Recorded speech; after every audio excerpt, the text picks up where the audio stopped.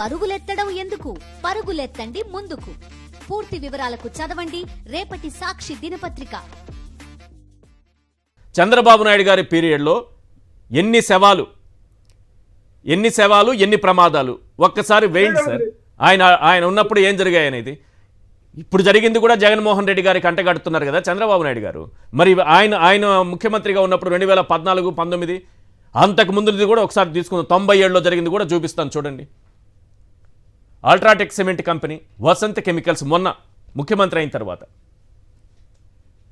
యాంజికో pharma 2017 మృతుల సంఖ్య 2, steel plant 2015 ఫిబ్రవరి మృతుల సంఖ్య 1, గెయిల్ పైప్ లైన్ 2014 జూన్ 15 మంది మృతి, హెచ్పిసిఎల్ 2014 డిసెంబర్ 11 మంది మృతి. 2014 ముందే ఉన్న జగన్మోహన్ రెడ్డి గారు ఉన్నారా?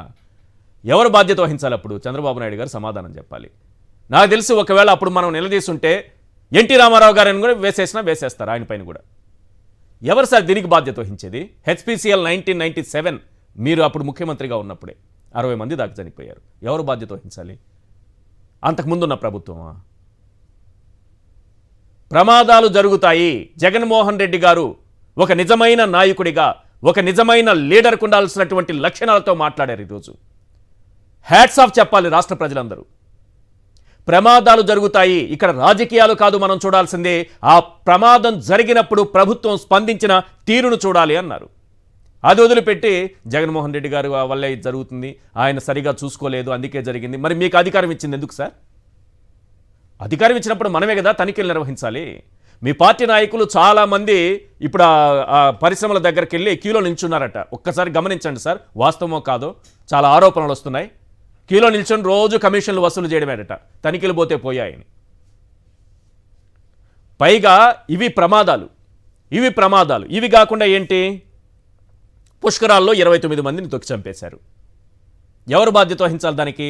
జగన్మోహన్ రెడ్డి గారేనా?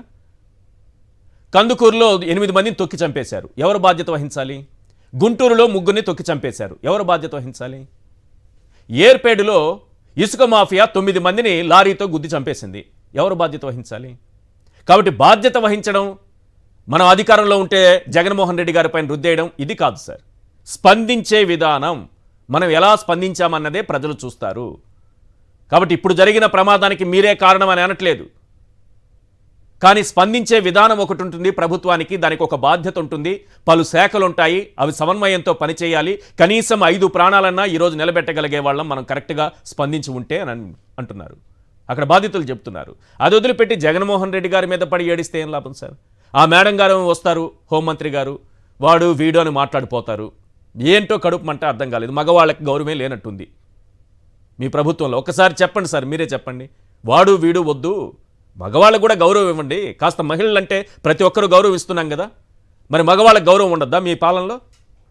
దయచేసి చంద్రబాబు నాయుడు గారికి చెప్తున్నాను, హోంమంత్రి అనిత గారు మాట్లాడుతున్నట్టు విధానం, వాడు వీడు మనోడు, ఆ విధానం బాగాలేదు, విధానాన్ని కూడా మార్చుకోమని చెప్పండి సార్.